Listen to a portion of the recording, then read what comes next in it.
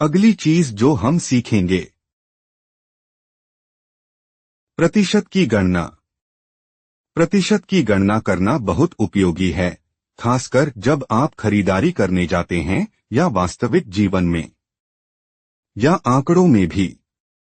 प्रतिशत की गणना करना एक ऐसी चीज है जिसका सामना हम सभी ने जीवन में कभी न कभी किया है, और यह ऐसी चीज है जिसे हम सभी बहुत अधिक उपयोग करना पसंद करते हैं।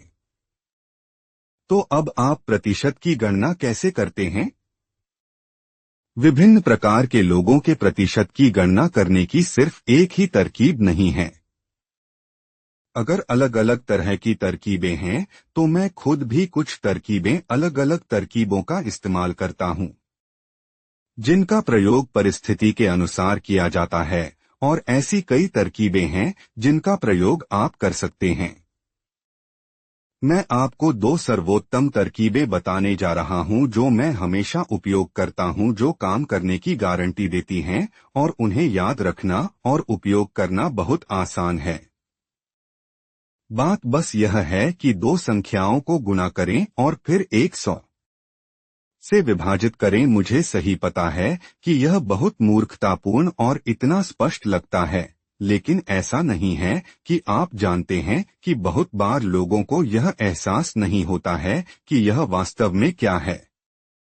प्रतिशत वह है जब मैं आपसे y का x प्रतिशत ज्ञात करने के लिए कहता हूं, तो यह मूल रूप से 100 का x गुना y होता है, और यह कितना सरल है। ठीक है, हालांकि यह इतना सहज है कि यह इतना स्पष्ट है कि लोग इसका उपयोग नहीं करते हैं। मैं आपको यह दिखाना चाहता हूं कि इसका उपयोग कैसे करें।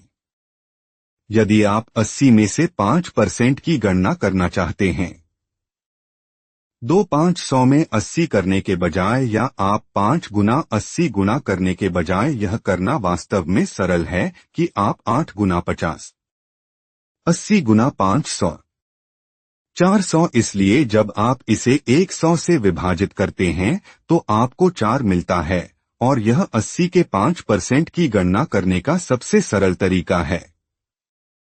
आपने जो पढ़ा वह यह था कि दोनों संख्याओं को गुणा करें और 100 से भाग दें। हाँ, आप यह सब अपने दिमाग में कर सकते हैं। यह उतना जटिल नहीं है।